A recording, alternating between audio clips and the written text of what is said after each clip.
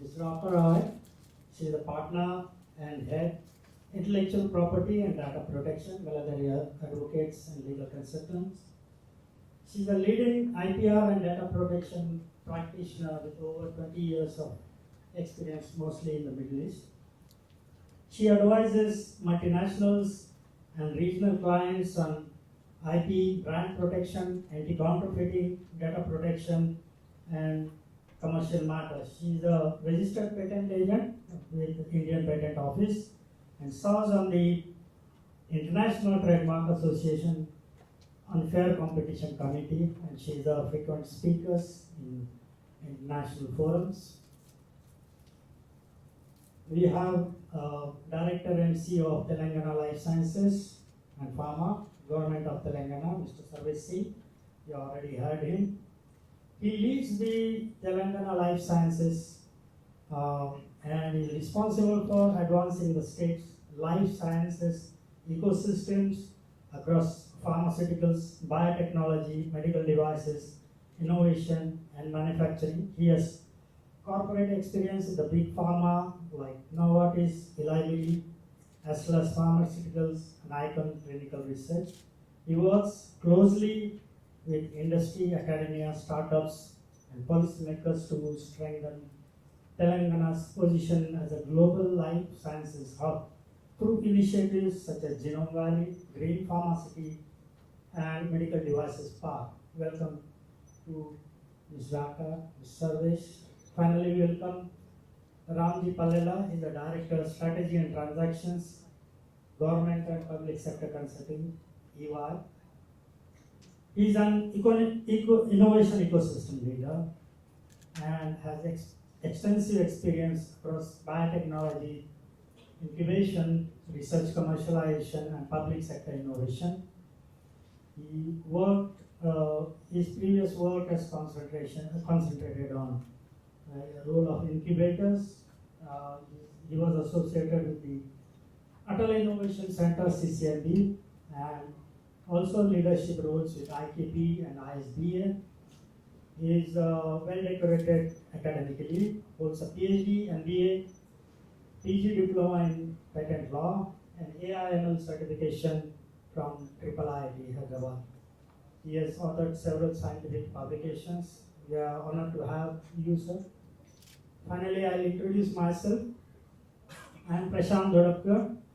I have retired from Oil India Limited. My earlier responsibilities included research in production and enhancing production from aging fields in Oil India Limited.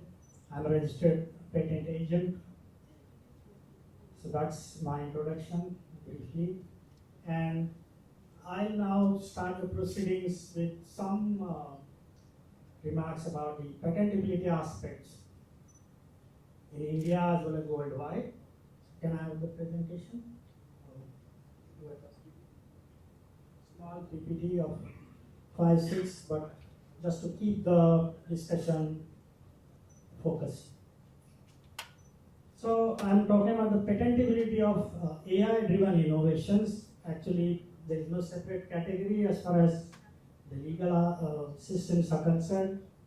Only thing is, governments and regulators and patent offices, they realize that AI is the capability to generate innovations or inventions autonomously. There are tools which are available, and not only that, they are basically how to treat AI as a tool or as an inventor, or do we need separate guidelines? So guidelines have been provided through patent offices regarding the patentability aspects. So there is a lot of excitement as well as apprehension about AI tools. Right from the Government of India has articulated its AI aspirations to the AI mission. As well as in USA, there have been several executive orders right from 2018 and till recently in June 2026. So they recognize the importance of AI in innovations. At the same time, okay.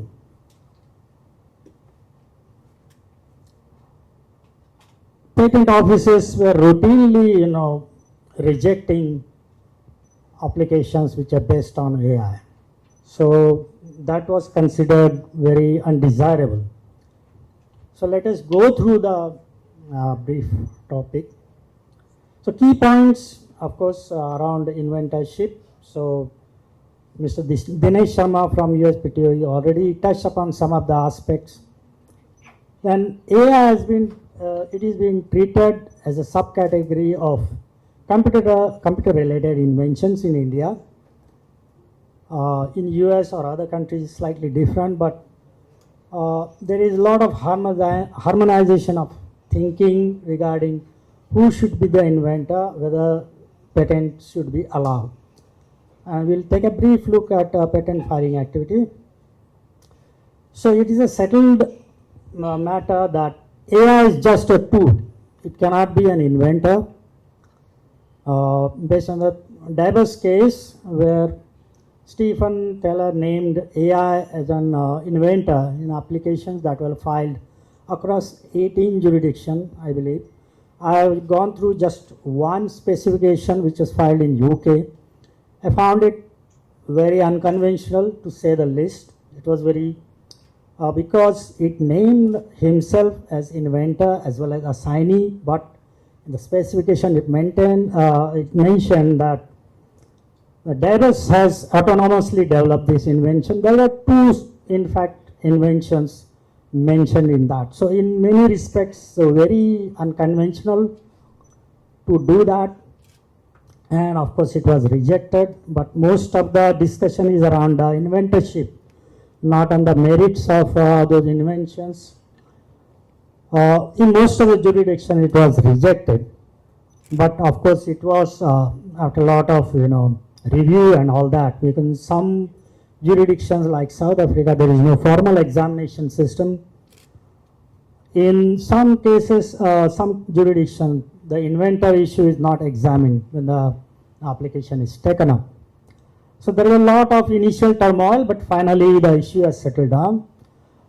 It has been declared that only natural persons can be inventors, because only the conception, the definite conception of the inventive idea and its reduction to practice through enabling disclosure, that matters for inventorship. And of course there are genetic programming tools or several other tools like ANN which can create innovative ideas or almost autonomously, but these are not patentable. Guidance in US regarding the joint inventorship assessment or similar issues, the Pannu factors were enunciated, but later these were rescinded because it was considered very cumbersome to carry out such evaluation. It was decided, okay, AI is not an inventor, so it's not an inventor. If there is joint inventorship, actually inventorship never comes in for detailed scrutiny in most of the jurisdictions, because whoever is named as inventor, they're considered to be inventors. But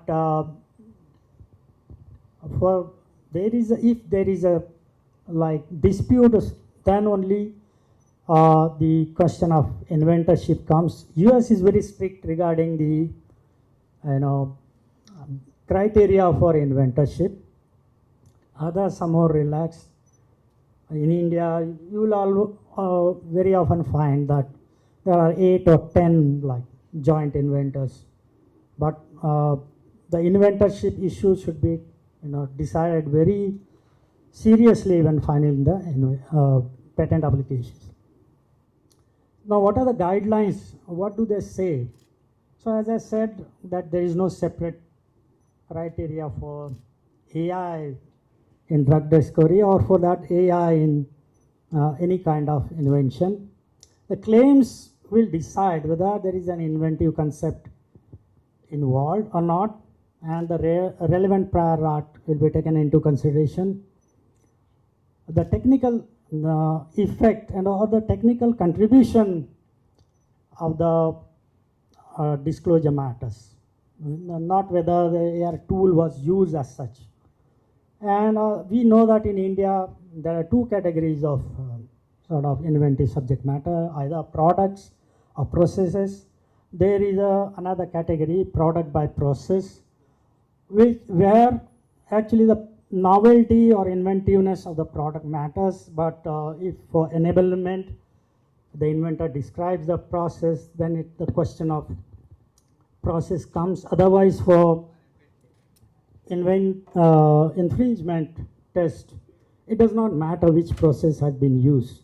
So usual criteria like novelty, inventive step, and utility is a must during examination. The major controversial point you can say or non-eligible subject matter in India is section 3D, like drugs, molecules, the different form of the same molecule cannot be patented.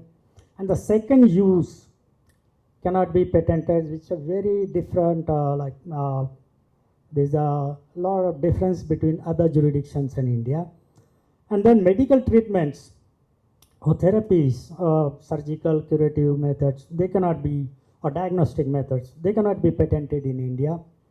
And computer programs per se cannot be patented. So what should the patent be about? Like the platform or the tool itself, whether it can be patented. Yes, it can be patented as a process, maybe as a process, because how you arrive at the solution matters, and whether there is very different from just routine inputs and routine outputs.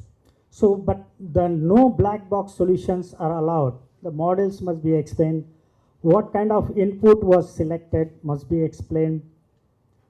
What kind of processing was done through the tool, and what were the outputs, everything should be explainable. So that is a key criteria for deciding the patentability of AI-related inventions. And the Patent Office has provided a lot of case laws regarding the patentability aspects, or what cannot be patented, what can be patented. There are two sets of annexures available. In US, of course, the earlier keynote speaker has already talked about it. I'll not elaborate much, but it must be maintained that a lot of patents were refused, but at the same time, through executive orders, through stakeholder engagements, through case laws, USPT has finally decided that categorically excluding AI innovations from patent protection in the United States jeopardizes America's leadership. So they very much recognize the importance of AI innovations. And in US, the patentability determination is slightly different from India. India only specifies what cannot be patented, but US has eligible subject matter in section 101, which says that composition of matter, processes, manufacturers or machines can be patented, and the method of examination, it is highlighted, and whether in deciding whether it's patentable or not, simply if there is an abstract idea involved does not lead to rejection, but whether that abstract idea was incorporated in a practical application, that is critical for determining the patentability. And the Alice and Mayo usual test there, the usual case law is there. They have been designated as precedential and included in MPEP. And there are guidelines for use of AI tools in practice before. That means the practitioners, when they are using AI tools, they have the responsibility of checking the documents thoroughly. They have to sign. They may use the tools, but they have to take all the accountability, responsibility for whatever the submissions are there. They can be lead to rejection if that is not done.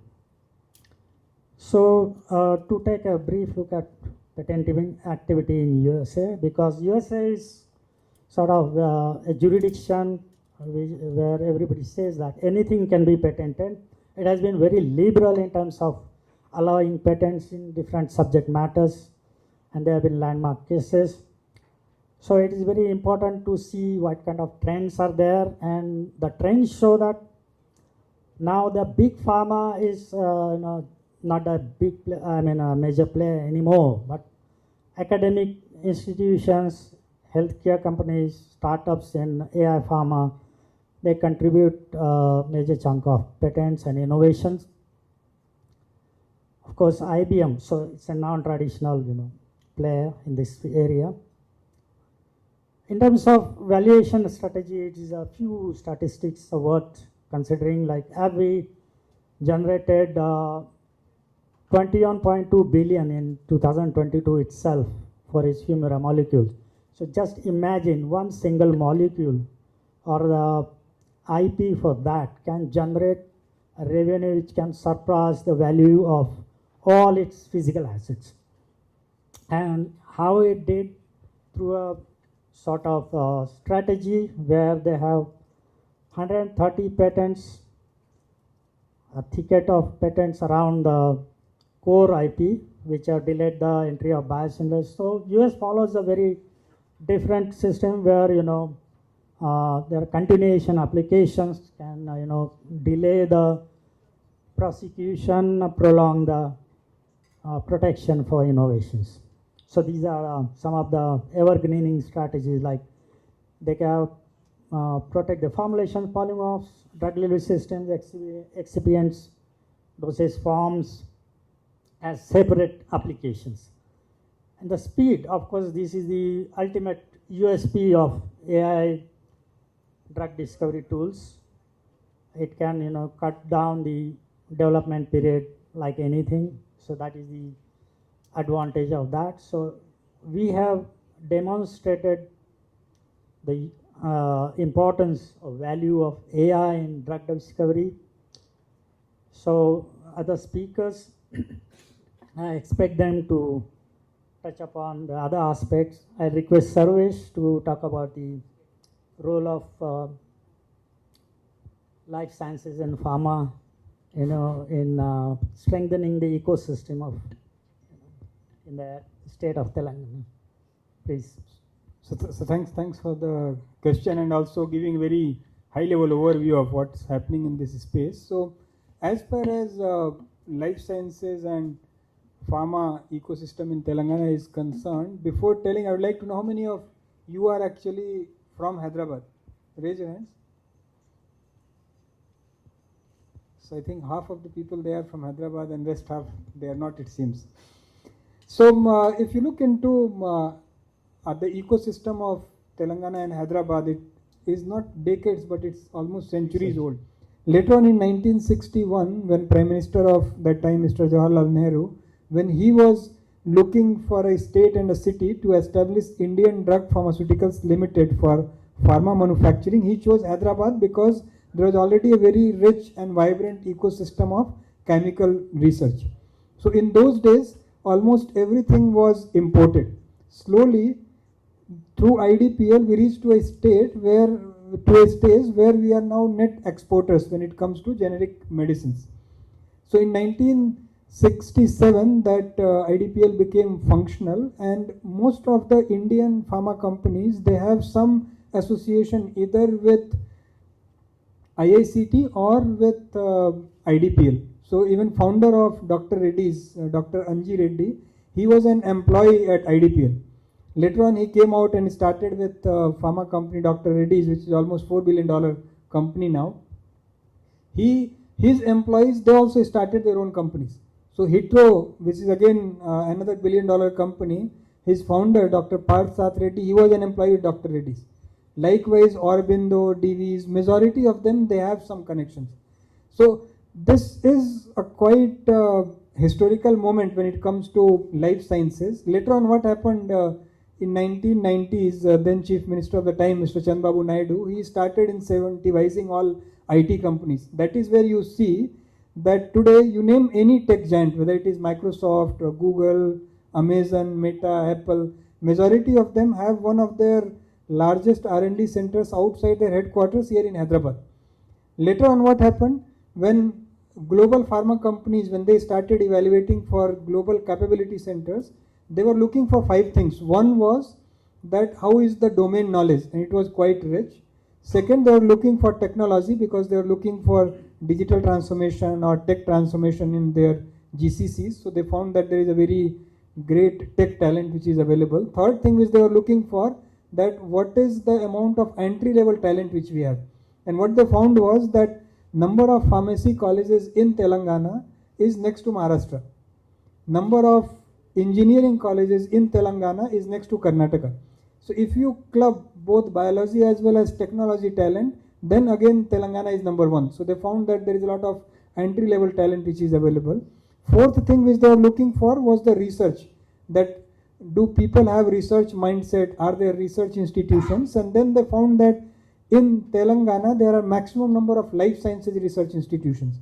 So you have Center for Cellular and Molecular Biology, which is doing a lot of research at cellular and molecular level. We have Center for DNA fingerprinting and diagnostics. They are doing a lot of research when it comes to gene editing and other stuff.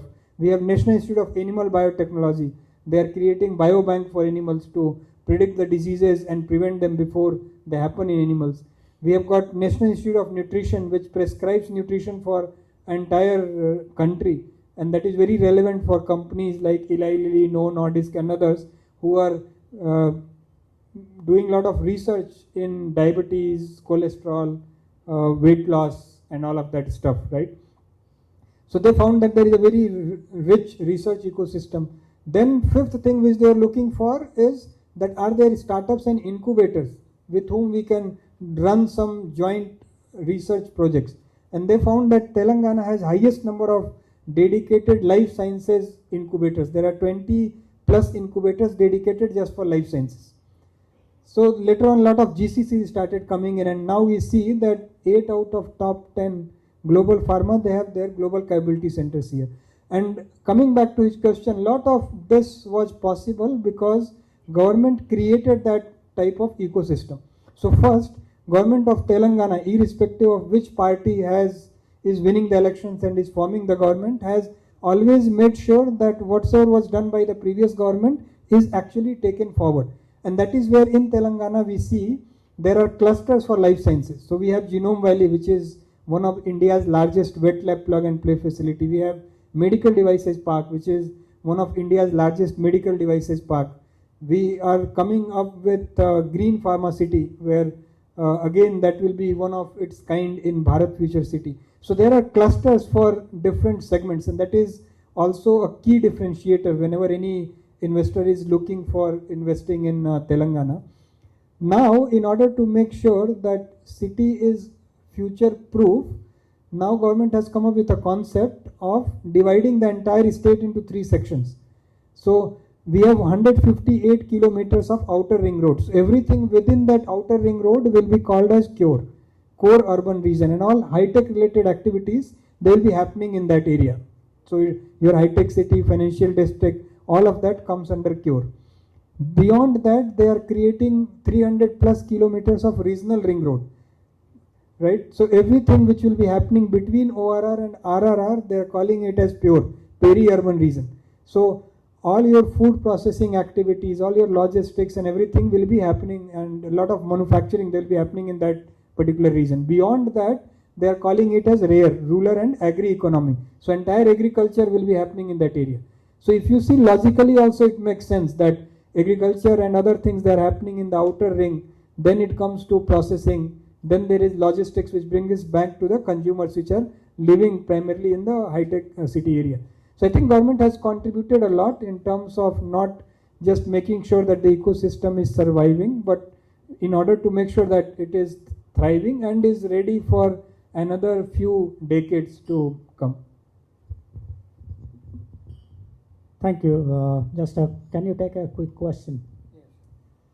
So since there is a lot of investments, policies, incubation and support to startups, now if someone comes with an invention, how the ownership issue will be decided? Like Are there any guidelines, frameworks, or it just the sort of you do the research and have a agreement beforehand?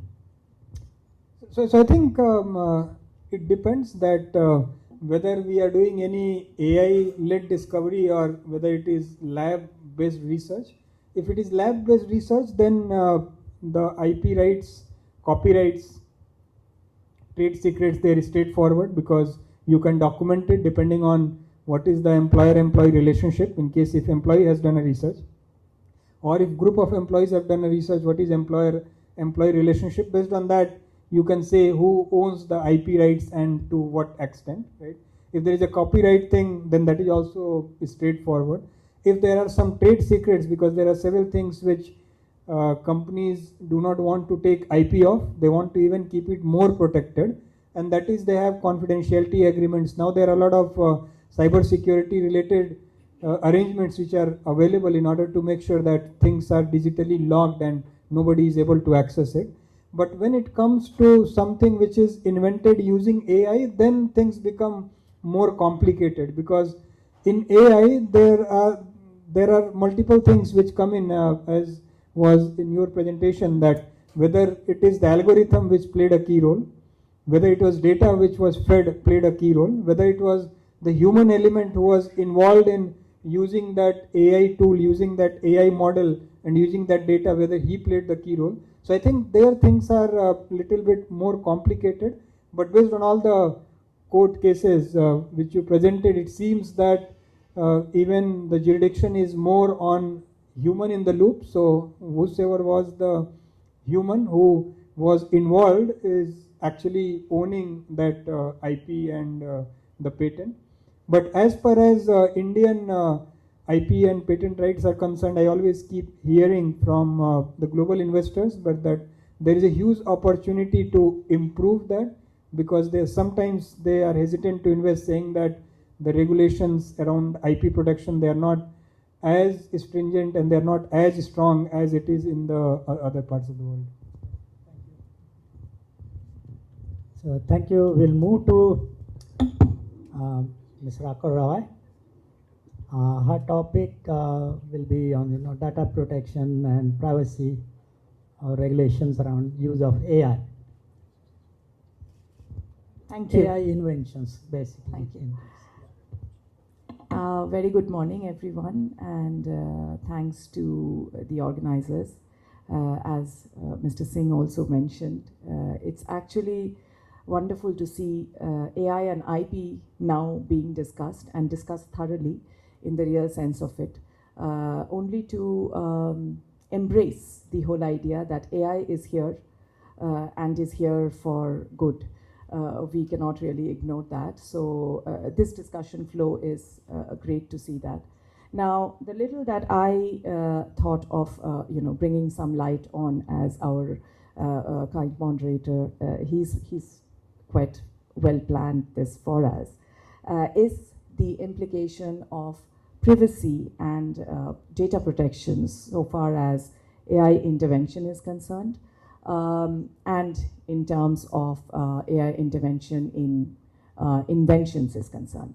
Now, before even I get into the risks that this entails, the basics are that exactly what are we talking about?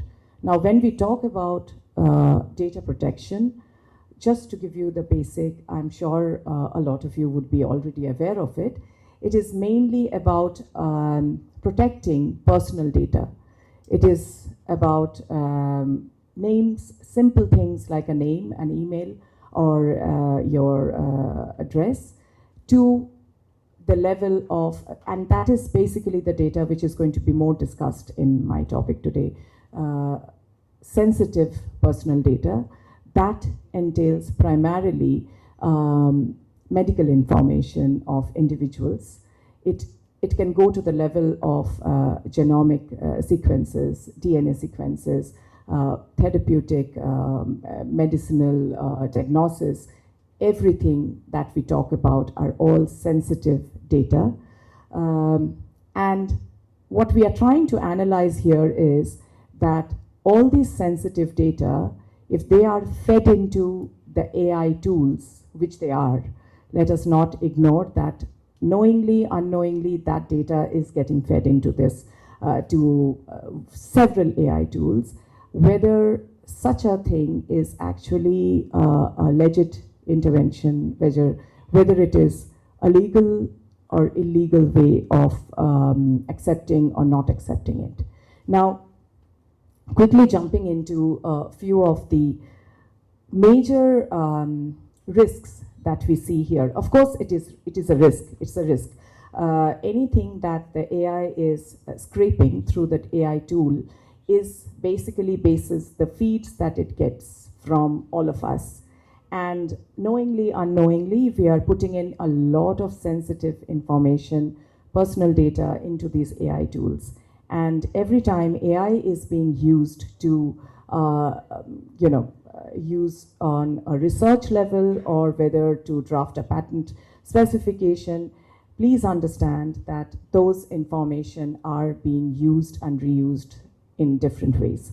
So the first risk that we see in that is obviously the re-identification risk of patients' anonymized data. Now, I'm not too sure if that is making any sense to the room. Maybe it is. I'm sure I'm addressing an August gathering and you are aware of it, but just for the sake of clarifying this, anonymization of personal data is a concept. It is primarily done for data protection. Now, personal data is always taken and collected in different levels, including, as I said, sensitive data.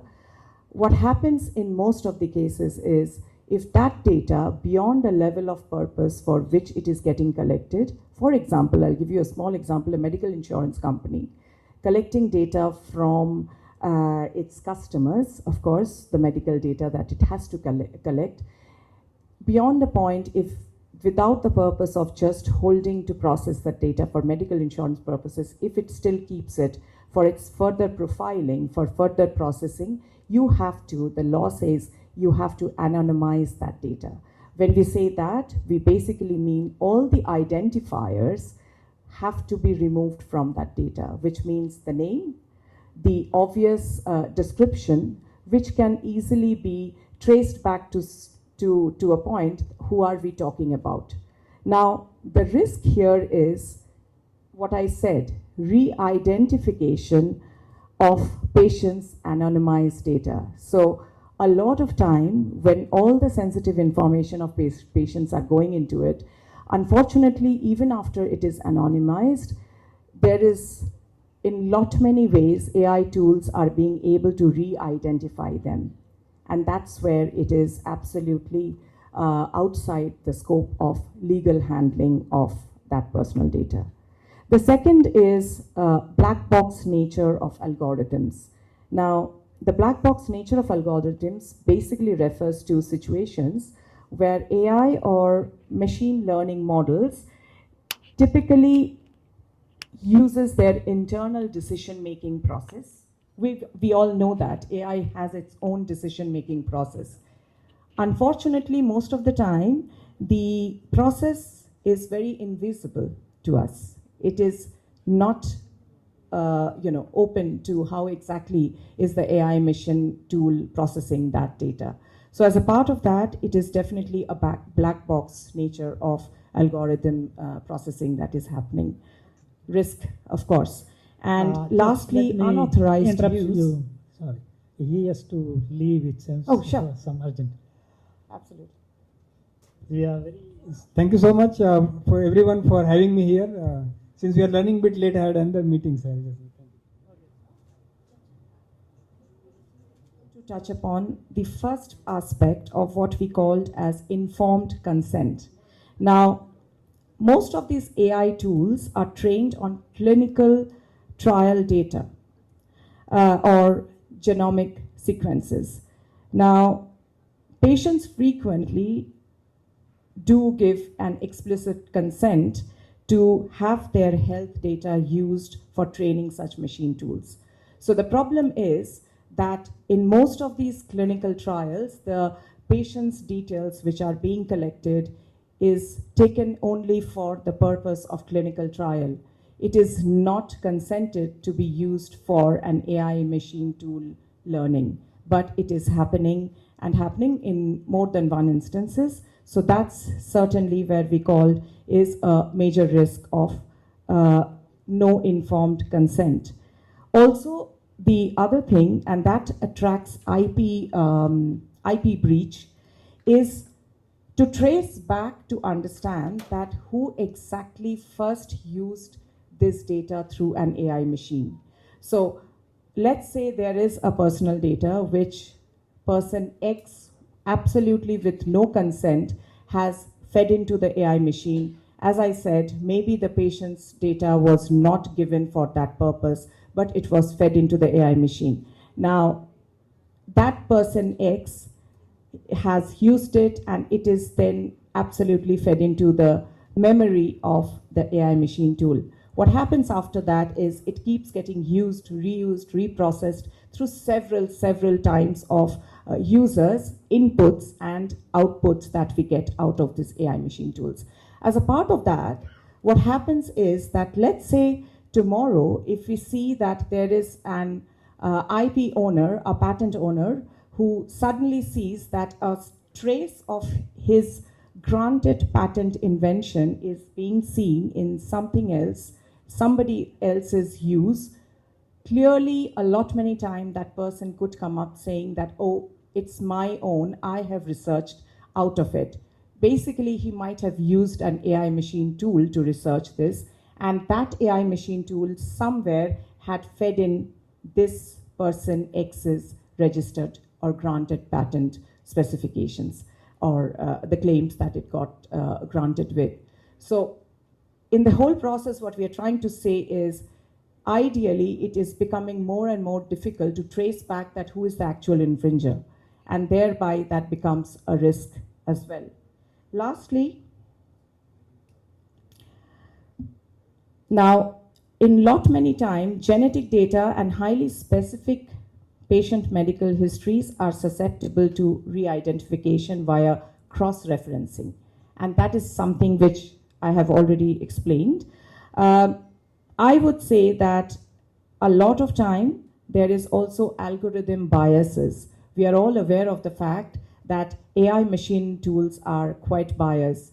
There's a lot of processing that happens through biases, and as a part of that, the therapeutic or the outcome that comes in could always be quite skewed in terms of the final output and might not be the correct formulation of it. So in a nutshell, I would say yes, these are few of the major risks on a very macro level that one would see. What can we do about it? I would say that one of the first things that we need to do is not to move sensitive personal data a lot. It has to be decentralized and kept into secured levels.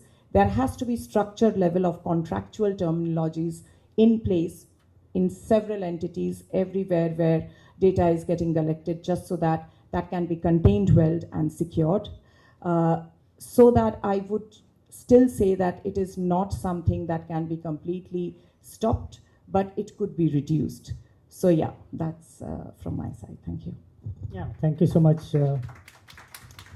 Just a follow-up question, like are there any, of course there are like technological tools like homomorphic encryption, which can, where if you once encrypt the data, no need to decrypt, but the processing can continue without decrypting the data. So, or there could be other solutions. So, are the current tools like compatible with, or they are equipped with such? Because you're saying breach happens. Yes.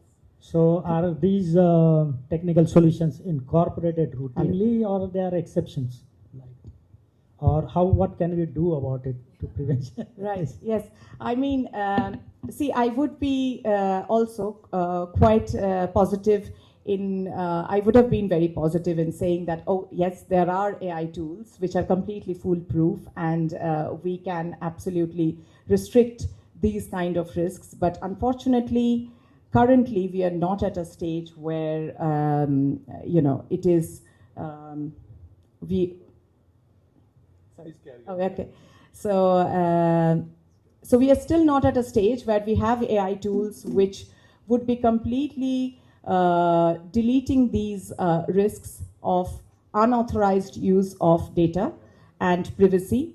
And hence, the few things that, as Mr. Prashant, you asked, that what can we do? We do have to definitely be mindful on compliance level. Now, when we say mindful on compliance level, few things definitely is how the AI is deployed. We have to be extremely mindful about that.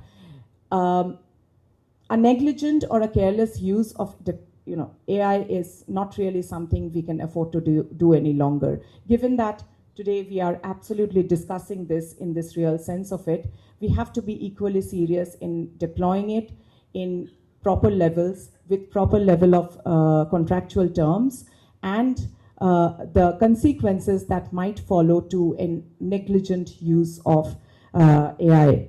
Now, also what data is entered, where is it getting processed, and what are the, as I mentioned, contractual safeguards. These are the three things which we do need to keep in mind, that what data, where is it getting processed? Because if you can remember what I mentioned earlier, that how do we even trace back to see that who was the wrongdoer?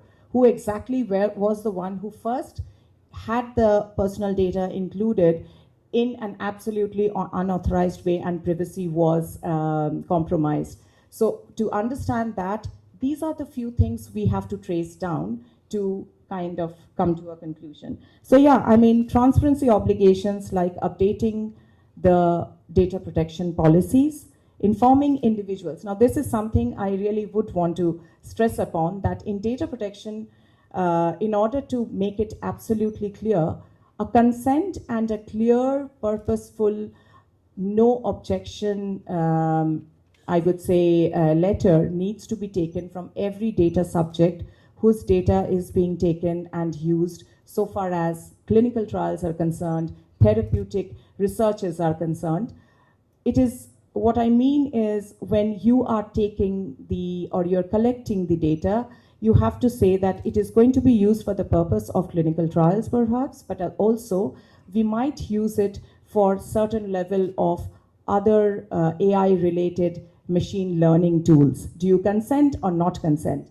If they are not consenting, you absolutely have no rights to still use it. So few things which on these levels, practically, once done as a part of documentation, would go on to help any research-based company, pharmaceutical companies, R&Ds to be watertight and to make sure that your back is saved. We have the safety nets in place and we reduce risk.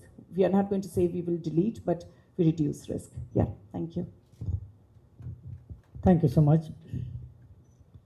Now we move to the final topic in this panel. Mr. Ramjee Pallela, he'll talk on the use of AI in drug discovery and in the space, basically, of life sciences. So how the AI tools basically help, little bit on the technology itself or AI tools themselves.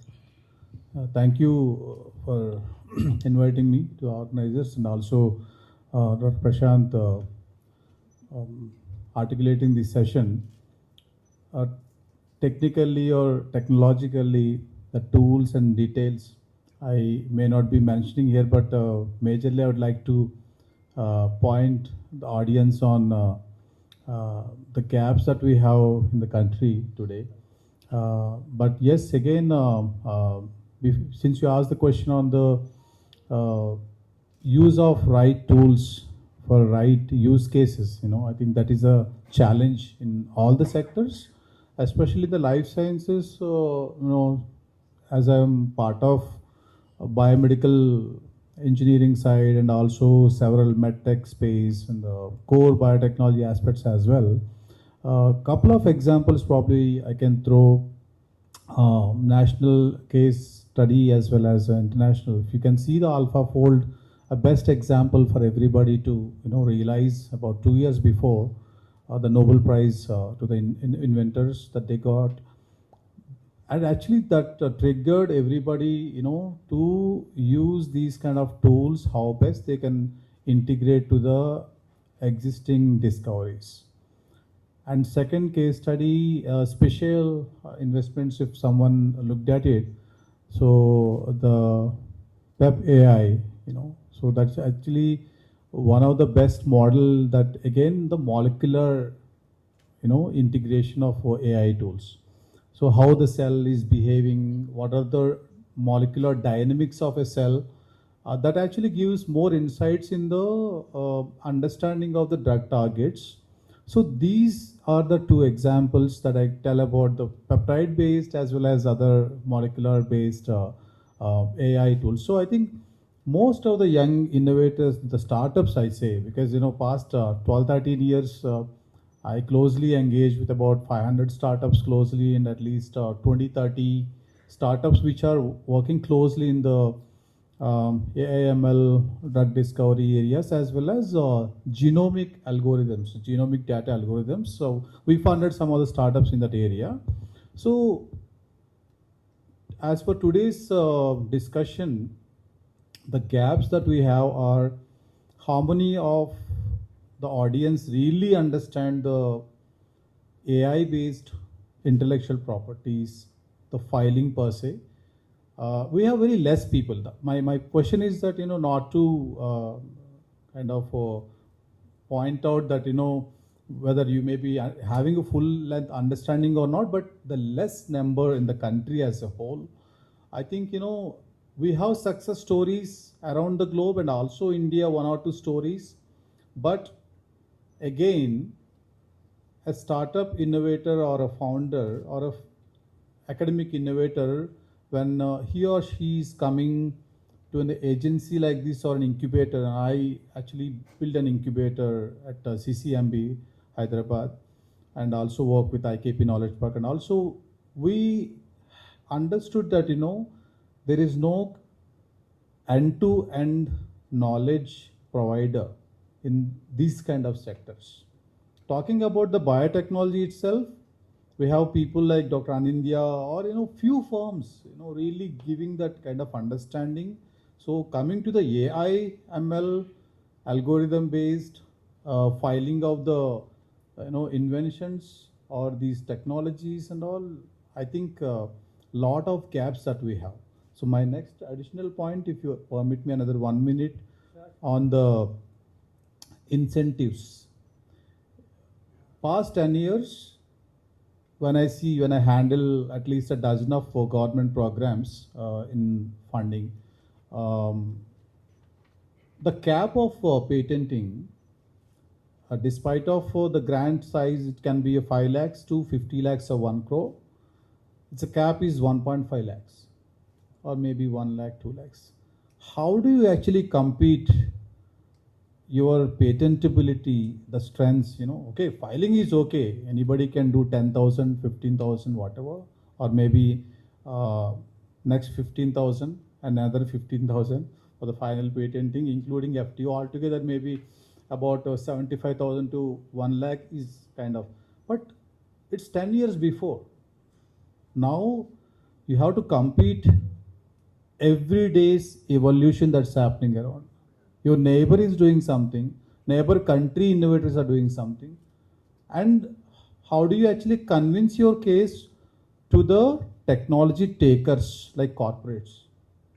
They play around a kind of $1 million they may be spending aligning their clinical trials, regulatory, and also the IP, whatever the IP cases happening around the globe. So I think, the incentives in the country, while they are promoting lot of funding through different schemes, even SIPP scheme, okay, Startup Intellectual Property Promotion Scheme of the Startup India, or the PRIP scheme, 5,000 crores, ANR of 20,000 crores per year. There is a strong need of identifying sectorial AI-based intellectual property protection for the country. That is very challenging. Despite we have great support by BIRAC, DBT, the past 10, 12 years, close to about 1,000 startups were supported, at least 700, 800 IPR has been filed. But I think this has to be accelerated, you know, at least maybe special incentives even from the state government, you know. I mean, Sarvesh is mentioning, but again, you have to talk special incentives, not only the fund of funds that we create for tech startups or maybe deep tech startups or deep science startups per se, but special incentives are very much important, especially in the IP sector. We have single window mechanisms in BIRAC or even Patent Mitra and ICMR and CDS Scope. They are all together, most of you may be knowing that all together they are really helping in the past 3 to 4 years. But again, funding really matters. Those incentives, if they can be provided to these people, I think, you know, the filing can be done. And addressing the capacity building again. We have the IP capacity building, well done India, tech transfer at certain level. But again, talking about the sectorial IP filing, at these kind of deep tech based IP filing, I think again we need to augment our capacity building for the country so that the number of patent agents as well as the patent firms who can understand this deep level understanding of IP tools or IT tools very well to augment the discovery in this line. Thank you. Thank you very much, sir. You have mentioned some very pertinent points because IP filing is IP filing based on AI tools is happening in certain sectors like autonomous mobility and then AI, cybersecurity, like that. In India, I've seen some kind of patent filings like, you know, an institution, a group of inventors or single inventor even, they're filing like automatic cancer detection tools. So which is very, I think, isolated limited activity. You're not providing a complete solution. So, and if you look at the startup scenario, like if you have more than 120 unicorns and only couple of them are filing like patents. So are you sure that only funding will, you know, facilitate patent filing, or you need to know sort of create greater sensitization, or like, let's say, the curiosity, like people should be curious about new technological areas or something like that, like not just, you know, okay, that is obvious because people are going like quick commerce and all that, people are chasing money, that's not surprising, but how do you know create, because as a patent agent, if I want to like understand different technological domain, again that requires a lot of efforts as a firm or as an individual level. So what do you suggest, like creating a sort of transformation in the society, especially through startup? Yeah, so just to mention, probably past 1.5 to 2 years, as we realized, you know, 100+ unicorns that we have in the country, not even a single deep science unicorn. Maybe from Hyderabad, a startup has been locally, you know, kind of recognized in the biotech sector. You know, for example, biotech sector, we don't have such kind of unicorns in the startup level. So what some of the firms maybe they are trying to do is that creating platforms, you know, tech platforms to mediate these IP scouting, commercialization, as well as matchmaking with the corporates and GCCs. That is much needed at the moment. So, in fact, we are starting a dialogue with government agencies also. You know, number of institutions that we have in the country, including DBT, ICMR, DST, CSIR and other ICAR and all. So having said that, maybe sectorial segmentation, each sector may be requiring a different kind of mechanism to support in these IP as well as commercialization. So I think this is one way that we can actually reach to some stage to identify the potential, because people may not, I think you mentioned about the valuation, right? So how a startup founder will be knowing about the strength of his patentability? No idea, right? So at least 99% they don't know. They simply say, yes, I think patenting is to be done. They'll be approaching an incubator manager like me or some patent center. Okay, can you please file it? So in-depth studies, the need of the in-depth studies by the patent firm also may not be compliant or required by this particular innovator. He may not be, or she may not be asking that also. So there is a very big gap. So filing is okay, but the strength of a patent and also linking to the potential commercialization is also, these things are to be streamlined. So this is the second point quickly I would like to say, how to actually strengthen this particular journey towards seeing best startups in this domain. Yeah. You want to add something? Yeah, I'll just quickly add something from the experience in UAE government. Because I work there, I'm based in Dubai, I work for the last 20 years in UAE. And given this discussion, and because there was a sort of a project which I did with the UAE government, wanted to share that in case if that is something already Indian government is doing or can kind of think of doing. So what UAE government did was they actually opened a particular project for startups, and they hired a few patent specialist firms. We were one of them, and we worked as a part of the government to do the screening. Now, we were given a very clear mandate that exactly how would this go about. The techno-legal team literally saw each and every, it was open to all kind of industry sectors and all kind of patent applications where, I would not say patent application, but inventions were being given to the techno-legal team. Now, that techno-legal team, which is from the government side, was processing it, both from a patentability aspect as well as from a commercial viability aspect. The government was doing that with the idea that, okay, let us see whether this has any worth. And if it does, so it went on to the level of first looking at the documentation, interviewing the inventors to get to the bottom of what are they trying to achieve, and then we giving a feedback to the government to say good, bad, or absolutely great. Basis that, the government actually chose the ones which were absolutely great to fund them, starting from the patenting application to commercialization. So a sort of a thought, one doesn't have to do everything, but if that is something that can be done, it was phenomenal. We were, I was quite surprised to see how UAE government actually paved this way through. And of course, when it went to commercialization, we were not made a part of it, so I'm not too sure how that worked.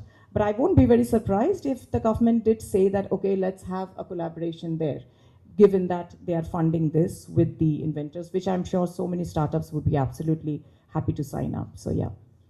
So Indian government, I think, especially in the healthcare and life science sector, BIRAC, as well as BIRAC's TTOs, Technology Transfer Office, is doing good in that domain, and ICM's Patent Mitra. So they are also kind of engaging the private partners as well to strengthen the patentability and further commercialization aspects.